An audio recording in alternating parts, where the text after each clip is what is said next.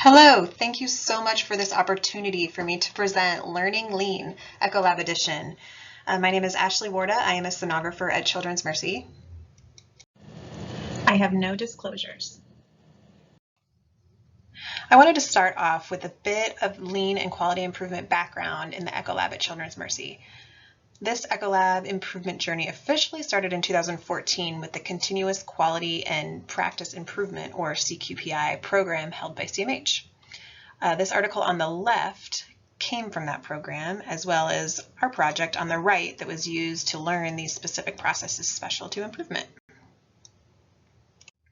That curriculum was the initial spark that was the motivation to improve other areas of the Ecolab and imaging. It was also used to continue our journey to standardize and continuously improve, with projects involving wait times, communication, education, and imaging. Not long after we attended this program, CMH kicked off the Children's Mercy Lean System, or CMLS, in Periop in 2015. So I feel like there can be some confusion around lean and quality improvement. I could go on forever about each, but that is not for today. As much as I enjoy both, today we will be looking into lean and outline what works best for our lab. Lean and QI, they're more like a compatible couple.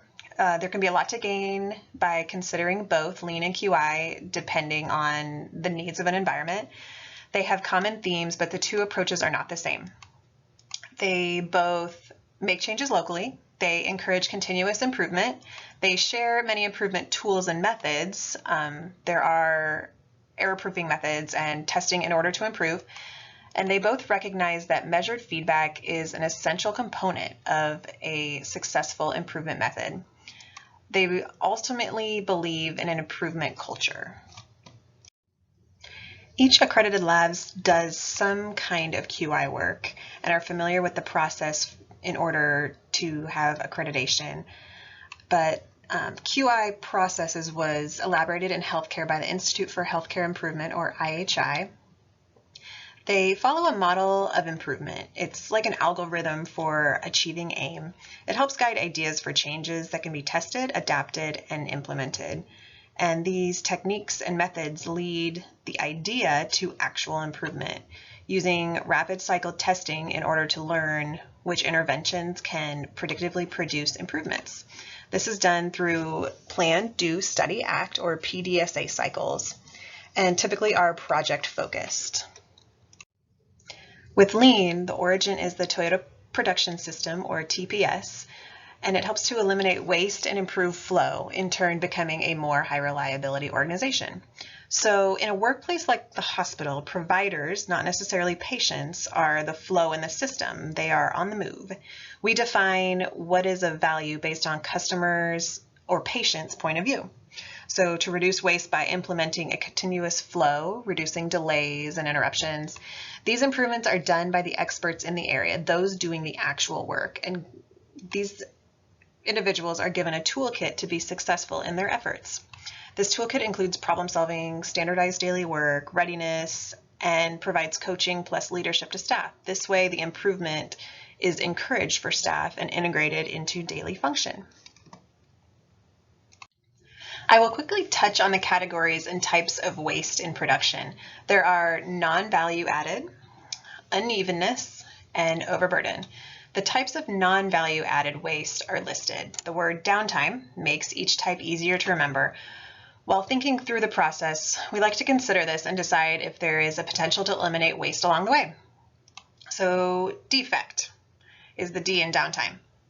Data entry, expired supplies, overproduction, extras such as supplies, reports, paperwork, waiting on patients, beds, staff, non-utilized talents. This is the underutilization of staff talents or not getting input from staff. Transportation, patient movement, sending them all over the place, all over the hospital. Inventory, supplies, this is an obvious one, but also could be an excess of patients in the waiting room or things like that.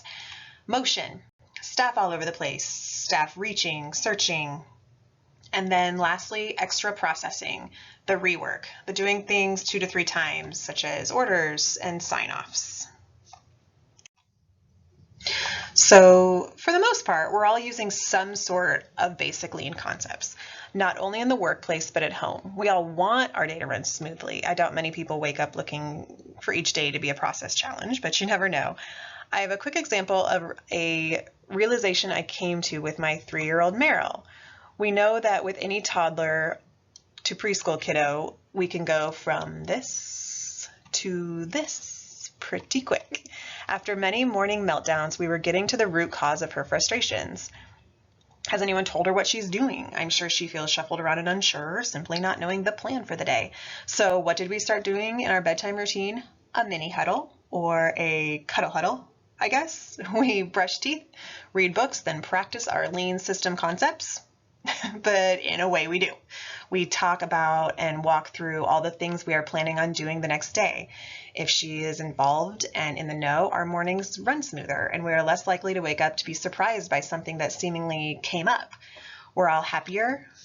And so it's at the most basic level, this is a lean process from the Daily Management System, or DMS. So who is like Meryl?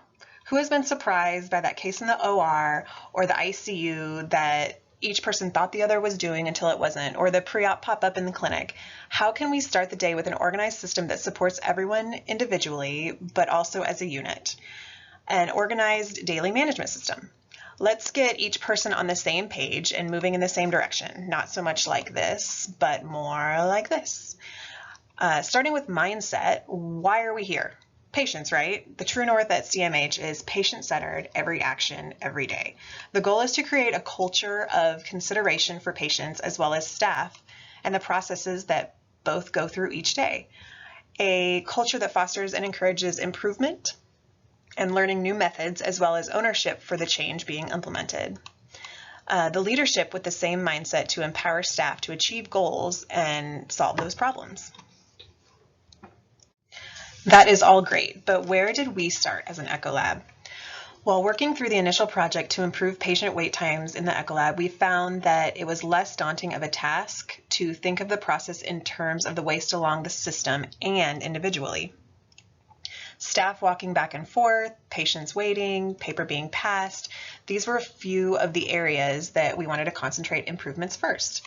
By breaking down the problem and the process and concentrating one at a time, it is easier to see the waste along the line. This is a flowchart that was created for the clinic echo process that was in place at the time. The stars signify the opportunities to improve and reduce waste. There were many opportunities to reduce the wait times for patients that what were we going to concentrate on first? How can we make this process as smooth as possible and disperse information? We started at the very beginning of the process to create a morning huddle.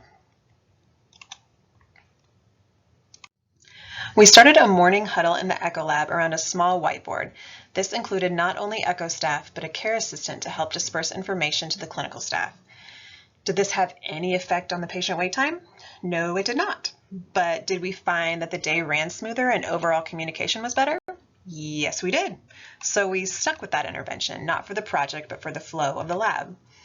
This also shows in a problem solving, the answer does not always come from the first intervention. It rarely does, but you can always learn or gain something from each. It is never a failure if you're making an effort. For this project, the answer ended up being an accumulation of a few different interventions, which ultimately improved the average patient wait time.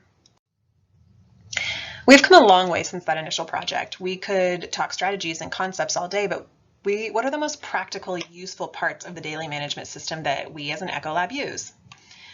Readiness, the morning huddle and huddle board. Problem solving, STPs to A3s. Standard work, we standard work just about everything. Metrics, what we measure, what is meaningful not only to the lab, but to the hospital. The center of our readiness in the mornings is the team huddle. It is exactly what it sounds like, getting together to break down the day. CMH has wonderful resources for departments planning a readiness board, and as an Ecolab, our board has evolved a lot over the last 5 or 6 years, but there have always been the same main concepts throughout. Workload, problem solving, situational awareness, and 5S. It's a great place to present problems to the surface and get the ball rolling if needed, but not to solve them right then and there. Our goal with the readiness is consistency. We want to anticipate the needs for the day. What do we need? What are things happening and who's going there? Are there any barriers, problems? Does anybody need help? Do we have what we need to make the day work, and are we ready to go? And then ultimately have a great day. So at the beginning, we started with a physical board, which was about 1/10 of the size of the one pictured here. The board we jokingly named Linda was updated at least every year, if not more. It would change for specific concepts or just for a refresh. We found, though, that as staff shifts were more staggered, that people were missing the talked about portions of the huddle. And with so many things going virtual due to COVID, we made the change to a hybrid huddle, where the staff can physically meet at the main hospital or join by teams. The huddle is also recorded for those to review later. We found it disperses information, brings together other CMH locations, as well as team members who are still on their way to work or others who may have had to start the day even earlier. Clinic has 19 and 3 echo onlys. All the rooms are full. Chris is reading in the morning, Gary in the afternoon, and Shirley in the morning. College has 13 with 3 people there. Natalie's at East, and Carol's at Joplin with 7 and 7, so watch for their numbers. When Bianca and I get done, if there's no more, we can come up and do it. I think she should be on. Yeah. And Rita, her room says as needed. Yeah, so we can always hop in there for something to do. Okay. Yeah, Rita's in fetal. There's a 9 a.m. pre-op that Cliff is assigned. This is just a small example of the outpatient huddle. Daily, we start with inpatient workload and staffing, 5S, situational awareness for those staff before they have to head to the floors, and then outpatient. This little part of the huddle is just the outpatient workload. Workload, like the previous example, and situational awareness are the bread and butter of our morning readiness. Workload. We have a lot in this section. It's the work you're getting ready to do. It includes shift volume, where staff is located that day. When there's a problem in this category, it's marked as red to revisit and discuss. We also have the SMES portion of it. It stands for safety. Are there any concerns? Methods, anything that has to do with a method of doing things, like annual education, infection control, renewals. Equipment, which is self-explanatory, just making sure equipment's ready for the day. As an example, we marked this as red for a down machine or something like that. Supply. I think of things that go under supplies as one-time use. Gel, electrodes. We make this a visual so that way we know when supplies are low. And then staff, the VIPs, all of you. The situational awareness part are the potential risks you will meet. Special needs. An example is sedation, staff shortages, construction in the building, pretty much any roadblock or barrier to the work you're going to do or what is impacted. This then brings us to the 5S method or section of our board. Since the original 5S terms were in Japanese, Kanban is a Japanese word that roughly translates to a signboard or card you can see. The 5S is methodology that results in a workplace that is clean, uncluttered, safe, and well organized to help reduce waste and optimize productivity. The first S is sort. Only keep what's needed, no hoarding supplies and such. Simplify, make sure things are easy to get to and define, kind of a grab and go system. Sweep, quick to look at and identify abnormal conditions. If a supply is running low or something is missing. Standardize, stable methods or procedures that are documented so anybody can follow, whether it be a refresher for an employee or a new employee. Sustain, just keep it up.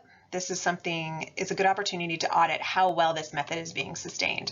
We utilize the Kanban cards to communicate and manage inventory. This system is a visual reminder to a person ordering when the supply is running low before it runs out.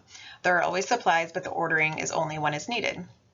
5S takes a little while to implement at first, but literally pays off in the long run. No excess. Marie Kondo would be proud. As sonographers, we're visual people. Having a 5S section that is easy to communicate from each area if there is any need helps keep the day going smoothly, making sure staff has anything they need to make their day successful. This is an example of our 5S section on the hybrid virtual huddle board. Standard work. We love it.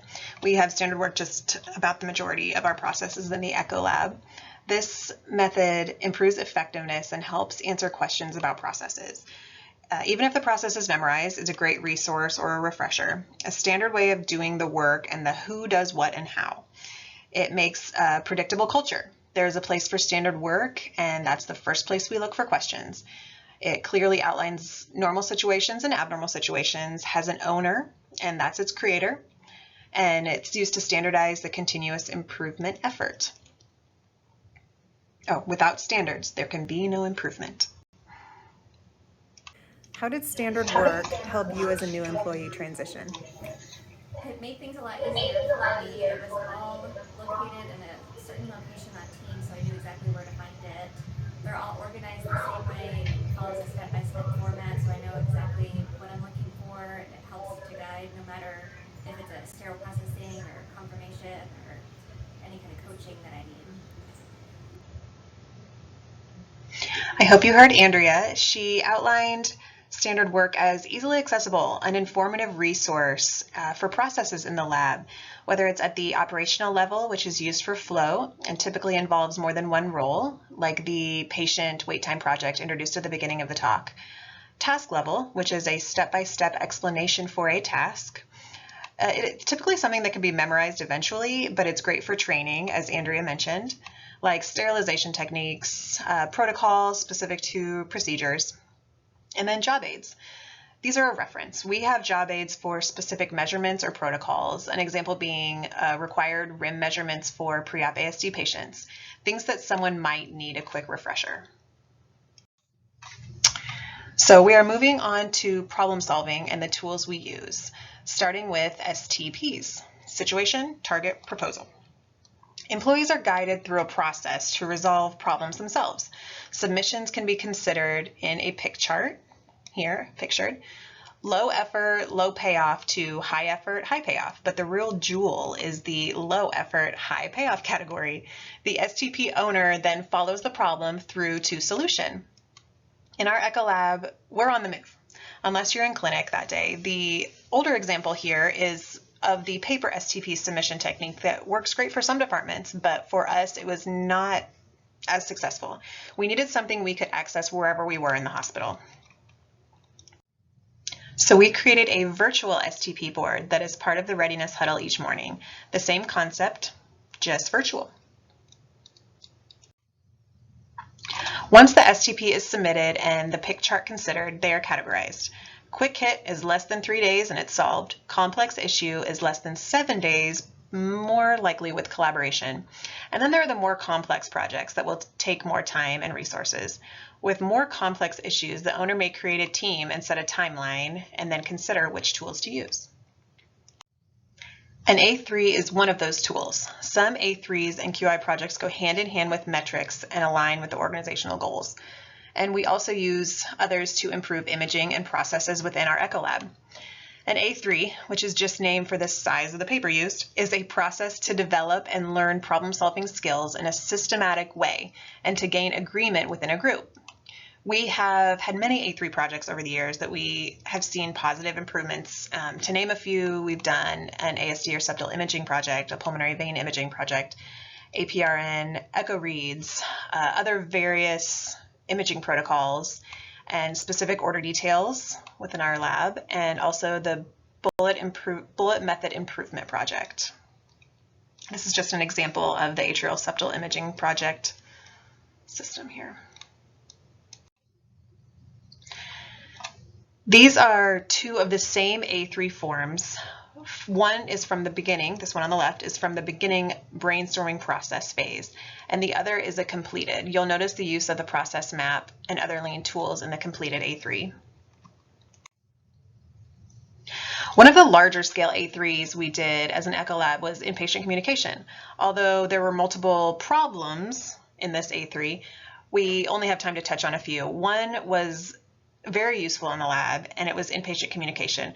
There was variability in communication and coordination of the inpatient echo workflow between the sonographers, readers, and inpatient team. The problem led to confusion, rework, overproduction of scans, and variability in length of studies, which in turn increases the overall lead time to complete the echo to finalized studies. So what did we do first?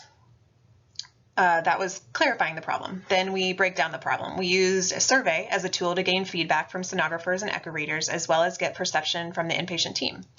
Then used a time study to gather data on the echo lead time.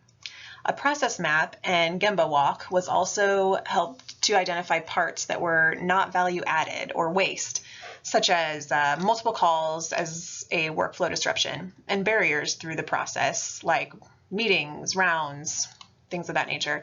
So we found our areas to concentrate our improvement effort.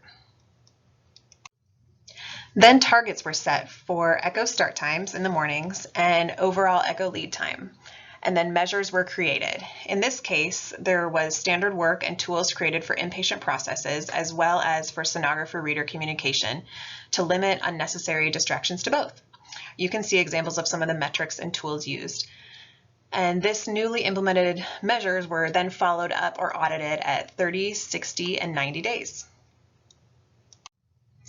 A3s create a space to organize and record ideas and knowledge and help encourage a problem-solving culture.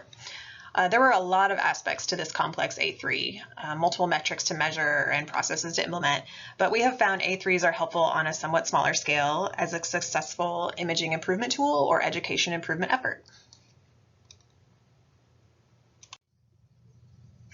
Thank you so much for following along with this quick intro to Lean and how it has helped our lab learn and grow. I also hope you'll be able to take concepts back with you to use and implement in some way, whether it be in the Echo Lab or at home. Here's some references. And then thank you so much. And also a special thank you to all my willing friends in the Echo Lab for putting up with the crazy Lean Systems lady over the years and Echo Lab leadership in the Heart Center.